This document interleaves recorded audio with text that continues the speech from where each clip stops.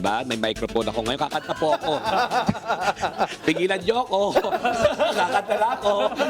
Pigil. Sa unang status conference, inatasan ng trial chamber ang prosecution na magsubiste ng listahan ng ebidensya at testigo hanggang sa August 31. Matapos hilingin ng defense team na magkaroon ng 3 buwan para mabusisi ang mga submissions. Yes, attorney. Pero hihintayin muna ng trial chamber ang resulta ng fitness check kay dating Pangulong Duterte para alamin kung may kakayahan ba ang 81-year-old na dating Pangulo na humarap sa paglilitis. Hindi humarap sa pagdinig si Pangulong Duterte sa gitna ng sinasabing issue sa kalusugan at memorya. Pinayuhan naman, Cheska, ang prosekusyon, depensa at abogado ng mga biktima na alisin na ang mga sobra at paulit-ulit na ebidensya bago magsagawa ng paglilitis, kabilang na ang halos 200 speeches ni Duterte na magkakaparehas lang ang nilalaman. Baka ayaw na ding mabasa ng mga judge siyang madami masyado. Maintindihan niyo po kung bakit parang ang behave namin ngayon bigla. Sabihin niya, inilunsad ang Truth Commission na layong tutukan ang mga pang-aabusong inuugnay sa war on drugs. Si Judge Raul Pangalanan ang chairperson ng komisyon na magsasagawa ng pagdinig at rekomendasyon na may kaugnay sa madugong kampanya laban sa iligal na droga. Yes, so lahat ng yan, tatalakayin natin kasama si Truth Commission Chairman Raul Pangalangan dito lang sa Deep Dive! Ang mabait niyo talaga bigla. Para kayong biglang inatin. Ready ka na ba? Deep Dive! Deep Dive! Ikaw ako gigilid nga. Ganito pa rin yung feeling pag may kasamang judge. Welcome po sa Thank you for joining us. International judge, kaya ang bait-bait ko na ngayon. Hindi lang international judge ng ICC, the first Filipino ha. Kaklase po kasi ng aking nanay. Baka po mapagalitan ako at maisumbong. Si Judge Raul Pangalangan din ay Professor Emeritus ng UP College of Law at dating dekano po ng That's correct. kolehiyo din. Tama yan. Ayan, Yun, okay. Yan, so gusto po namin maintindihan kasi may binuo pong EJK Truth Commission and then meron ding patuloy na pagdinig sa The Hague, sa International Criminal Court. Para po, may kinalaman ba sa isa't isa na meron pong ICC trial and then may EJK Truth Commission? Well, first of all, maraming salamat na inimbitan niyo ko dito. Magkahiwala yan at magkaiba yung proseso na yan. Yung nasa Hague ay paglilitis ukol sa mga krimen na naka-charge sa mga defendant. At ang question na nasa harap ng mga judge ay guilt or innocence of the accused at may mga specific na mga krimen na naka-charge. Sa amin sa Truth Commission, ibang-iba. Number one, hindi kami part of the Philippine government. We are an initiative of the Catholic Church and of civil society. It is being led by Cardinal Pablo David of Caloocan. Binuo niya itong commission, inimbita niya ako at ang 4 other members of the commission. Para sa basically fact-finding on what happened during the extrajudicial killings. So ibang-iba, hindi kami ang pakay namin hindi mag-charge ng mga akusado. In fact, just to show you ang pinakaiba, yung ICC may time frame yan eh. They're limited from 2011 entry into force. Well, Dino is the expert on this.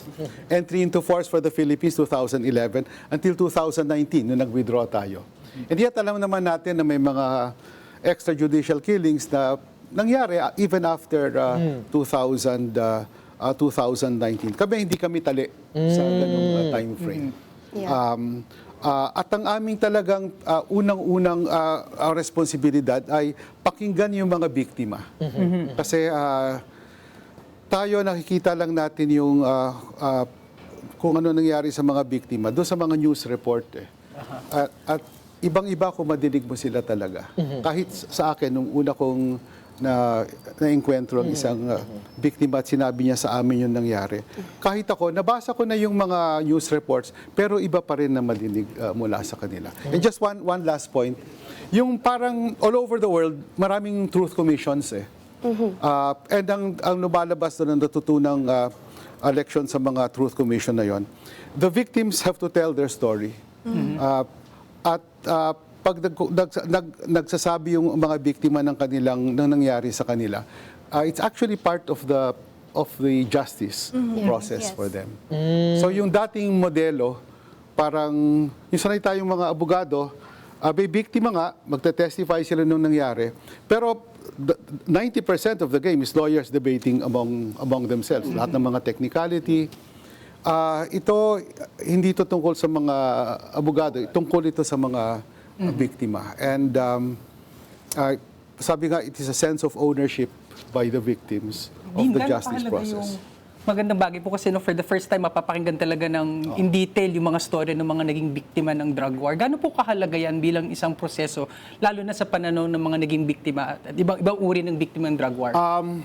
Well, katulad nga nung in-emphasize ni Cardinal Ambo David nung kumbaga, announcement ng Truth Commission, napakahalaga niyan dahil the full name is Truth and Reconciliation Commission. Na para din mabuo tayo, it's a process of healing for Philippine society. Kasi yung mga biktima, sinasabi nila, yung sinabi sa amin, tao rin naman kami, bakit kami ginaganito? Yeah. And mahalaga na maramdaman nila na tayong lahat that we are with them, nararamdaman natin din yung nangyari sa kanila. Na mabuo yung our sense of nation, our sense of community. At katulad din ng piniliwanag ni Cardinal David, mayroon din namang mga matinong mga kapulisan na hindi naman sang-ayon sa lahat ng nangyari. Kung nais nila magsalita, may pibigtan din namin sila ng pagkakataon na magsalita. Ang sinasabi, Judge, di ba, sa pag-aaral ng human rights and international law, pagdating sa crimes against humanity, syempre ang biktima, primarily, yung mga kaanak ng mga pinatay. Pero ang sinasabi rin nila, biktima tayong lahat As a society, biktima tayong lahat. In fact, yung humanity, yung international community, biktima. Kasi we become less of a human pag pinapayagan natin yung mass atrocity. No? So ano yung tingin niyo pong epekto ng napapayagan yung mga ordinaryong biktima at yung mga pamilya nila, kaanak nila na ikwento ito sa ating lipunan? At sa tingin nyo ba magiging parte ito ng proseso ng healing natin as a nation? Not just on the perspective of the victims, pero yung perspektibo natin bilang isang lipunan, di ba? Kailangan kasi magkaroon tayo ng paghihilom, di ba? Bilang isang lipunan. So ano po kaya ang magiging contribution nitong Truth Commission na ito doon sa paghihilom ng ating lipunan para maka-move on tayo dito sa chapter na ito na malagim, di ba? Bilang isang lipunan. Oo. Napakahalaga niyan at in fact, yun ang aming inaasahan. That is our hope. That we can contribute to a healing process, a process of social reconciliation. At mabuti na ipinaliwanag mo, Dino, na lahat tayo apektado we are all diminished. Para bang yung pagkatao natin, para bang pwede pala sa akin yun na may binabaril lang ng ganon. Sa harap ng kanyang mga anak, sa harap ng pamilya, nakaupo sa sofa nung bahay nila. So parang ito yung proseso na ipapaliwanag natin sa isa't isa, sa mga biktima at sa atin, na lahat naman tayo apektado at we all have a stake in this. At sa akin din, hindi naman pwedeng palampasin na lang at kalimutan lahat. So the process of remembering, of knowing and remembering, for me is the first step. So ito yung unang hakbang patungo nga sa paghihilom na binanggit mo, Dino. At yun ang ating, that is our big hope, and we are, we are counting on the support and cooperation of many toward that direction. Judge, pasensya na. May follow-up lang question lang ako. Yung follow-up question kasi napaka-importante, hindi ko mapigilan yung sarili ko. Una, napaka-swerte natin na kayo po ay napapayag. Kasi alam kong hindi madali itong trabaho na ito. At saka syempre maraming mga forces na susubukang pigilan ito. No? Una, paano po kayo napapayag bilang na mag-chair nito? No? Syempre marami kayong consideration and we wanna know your thought process na bakit kayo napapayag. Pangalawa, hindi madaling mag-imbestiga or magkaroon ng forum kahit na Truth Commission kasi syempre dahil truth yan, ibang-iba 'di ba sa korte or ibang truth commissions, meron kasi silang coercive powers, meron silang subpoena powers, meron silang ability to protect would-be witnesses. Given that this is a private initiative, paano natin gagawin yon at saan natin kukuha yung funding para sa inyo po, para sa mga proseso ninyo. At ang pinaka-importante siguro sa lahat, anong gagawin natin dun sa makakalap nating mga impormasyon kung paano nangyari itong lahat. What is the end goal once we find out and once we codify, ma-document natin yung mga nangyari? Okay, mahirap yung mga tanong mo, Dino. Pasensya na po, Judge.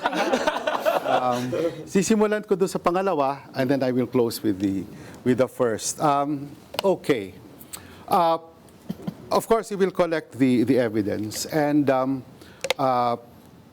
we are sponsored by the church and civil society. Sila po yung nag-oorganisa, sila yung nagso-sponsor. Wala kaming, we're independent of the government. We are hoping to get cooperation, of course. Mahirap naman umusad kung walang records from the government. So, susulatan ko yung mga government agencies na kung ano yung information na available. Una-una, hindi mo natin ilam kung ilan ang biktima eh. Kung tingnan mo yung records ng ICC, may official record of about 5,000, 6,000. And then, they will jump right after that, sabihin, of roughly 20 to 30,000, estimates of 20 to 30,000. So sa akin, the mere fact na hindi man natin alam kung ano nangyari, kung ilan, it says a lot about us, na para bang, pwede ba ganun kadami yung namatay na hindi mo man alam?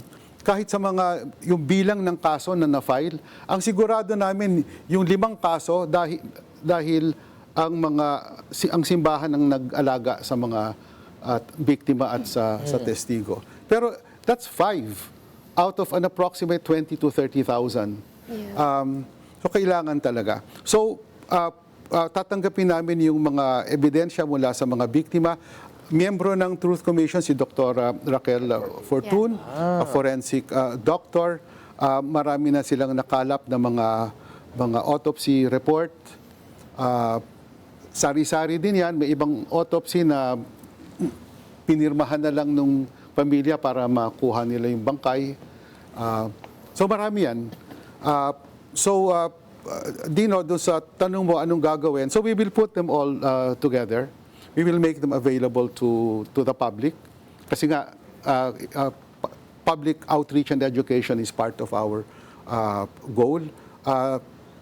Siyempre, official yan na ipepresenta din namin sa government agencies kung may gamit sila sa aming ebidensya, both Philippine and international. So, yun ang end process ng aming trabaho sa Truth Commission. So, mabalik ako doon sa more personal question. Well, Dino, mahirap na decision din para sa akin dahil retired na nga ako eh. So, mas relaxed ako. Mas gusto ko yung buhay na yun. Pero nung kinausap ako ni Cardinal Ambo at pinaliwanag niya sa akin, lahat ng sinabi mo na, Dino, yung paghihilom ng ating bayan. Sinabi ko na I think it's worth doing it. My only concern, of course, is hindi siya makagulo doon sa ICC case. Kaya din in-announce ito pagkatapos ng confirmation of charges at nakabuo na ng trial chamber. Kasi yon talagang buo na yung kaso. Kasi ayoko na may gamitin pa ito, may mag-file doon na may Truth Commission, tapos makakagulo lang. But may isang tanong sa amin, tinanong si Cardinal, bakit pa kayo nagbumubuo ng Truth Commission? Sabi naman ni Cardinal na yung question is, why only now? Sige. Judge, Lahat kami Antayin excited. namin dito kasi we're in the presence of a judge. But Judge, ano lang po, follow up lang dun sa tinatanong ni Dino dahil nga walang parang private independent commission ito. May ilang pag-aalala doon sa mga biktima ng war on drugs na magbibigay ng kanilang testimonya, pahayag po dito sa Truth Commission. Kasi sa kasalukuyan, marami pa din po na mula sa kapulisan hanggang sa mga enablers po sa Senado, Kongreso, nasa kapangyarihan pa po yung mga ibang alyado ng nakarang administrasyon na nagpatupad ng war on drugs. case, papaano po kaya mapoprotektahan ng komisyon yung mga magvo-volunteer na lalabas para po magbigay ng kanilang testimonya? Lalo na, hindi nga lang po yung takot lang din naman ay hindi lang yung physical din kasi yung sa ICC lang, yung mga victim survivors po dyan, ay tinutroll sila, ginagawa ng mga peking balita, so tumatanggap ng mali-malitang pera kapalit ng kanilang testimonya, di ba ho? So may plano po ba dyan yung Truth Commission? Tama ka na kailangan protektahan yung mga testigo. Nabanggit din ni Dino na since we're not part of the government, paano naman how can we offer, some guarantees? Una-una, I'll give both sides. Totoo we can't offer immunity from prosecution. Hindi kami prosecutor, hindi kami piskal. Ang pwede lang magbigay niyan yung prosecutor at saka yung husgado. So that's one limitation of being a private entity. Pero to the extent na sa kabilang dako naman, kung ang pakikinggan namin ay mga biktima, so hindi naman nila kailangan ng immunity. Totoo limitado rin yung protection na pwede naming ibigay sa kanila. Pero tandaan natin, nabigyan na sila ng protection mula nung nabiktima sila at the height of the presidency of President Duterte. Kung saan naalagaan sila nung panahon na yon, itutuloy yung pag-aalaga sa kanila ngayon kung nakalipas na yung pinakamadugong episode, kumbaga, umaasa kaming patuloy naman ang kanilang suswertehin pa rin sila. But of course, there are no guarantees. So, totoo yung concern mo. Ayun naman, Judge, yung ang ganda nung layunan na yung paghilom yung po dito, yung pinakamagandang end goal natin. Pero ang nakikita ko, paano maghihilom yung mga pamilya, kahit as they tell their story, while those people who implemented the EJK, the architects and the implementors are still escaping accountability. Plus, besides those people who are escaping accountability, yung mga sarili nating kababayang Pilipino, yung mas dumudurog sa puso ng pamilya ng mga biktima ng EJK na sinasabi nila, karapat-dapat lang naman paslangin yung mga adik na yan. So, ang nakikita ko dito, parang as they tell their story, as they tell their truth, as we find out the whole truth, may mga detractors from the regular social media users, from those hiding behind the screens, who will hurt them even more as they tell their stories. So, ang nakikita ko po din, maganda tong way for healing, pero at the same time, natatakot ako for them. Kasi, alam mo yun, mas lalong i-invalidate yung kanilang mga kwento. Oo. Alam mo, totoo yan na in fact, masakit basahin yun sa mga online comments, both the trolls and I suppose the organic DDS. Real people. DDS groups. Totoo yan. Well, sa akin, ang maari naming contribution sa prosesong yan is by laying out the truth. We are hopeful that we can reach out to their humanity. Kasi sa akin, para kung makita talaga yung nangyari, Pwede naman. hindi ko alam, pero parang masyadong matigas ang loob naman para hindi maramdaman yung nangyari sa kanila. Yun din ang bentahin ng Truth Commission. Sa ICC, ang mga biktima lang yung mga immediate victims, and only of the specific crimes charged. So as Dino will know, yung mayoral period, presidential period, tsaka high value targets. Yun. Pero hindi kami tali doon. So mas pwede naming tanggapin yung testimony ng mas maraming biktima. Sige, din ako naman po, and to follow up on Cheska's point as well, yung idea nga ng truth becomes relative, especially with social media. And I think ang kalakasan ng Truth Commission ay hindi lang siya narratives, 'di ba? Narratives ng mga taong nakaranas ng karahasan is such an important aspect of truth, pero may empirical truths din katulad nung mahanap ni Dr. Raquel Fortun, like this is the science of the violence. Sa akin, ang question ko naman po, habang nanonood yung mga tao, or habang natatanggap yung ganitong klase ng impormasyon, tapos aware na nga tayo dun sa disinformation na inaasahan na nating sasagot dito sa attempt natin to create these kinds of truth, ano yung pwede niyong i-advise or sabihin sa mga tao na anong klaseng support ng kailangan ng Truth Commission? How do we create this discourse on maraming mukha ang katotohanan and dapat pinahahalagahan natin ito? Well, first of all, I'm learning something new. Thank you. Your team asks me very good and difficult questions. So, the narrative truth and the empirical truth. Wow. Bago yan sa akin. Thank you very much. Ano ang maaring maitulong ng iba? Ng publiko at ang panawagan niyo po Oo. sa aming mga aming ordinaryong tao para matulungan ng Truth Commission. Sa akin, ganito. Una-una para sa mga biktima. Alam nyo,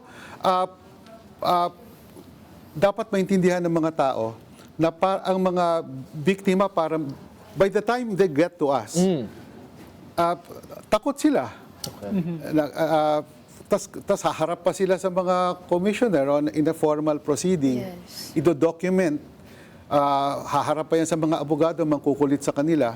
So sa akin, they need some psychological support to step forward, to overcome their fear, their hesitation. So ako, they need that climate of support. Now, I don't know about this process, but they need to be encouraged and nurtured by Yeah. by our society. Hindi nila, basta alam nila hindi sila nag-iisa.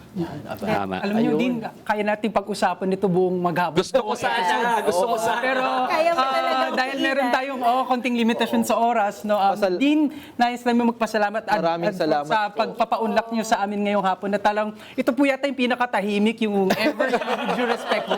Dahil po sa pagiging seryoso at malapit sa puso lagay natin na ito. lahat. Opo.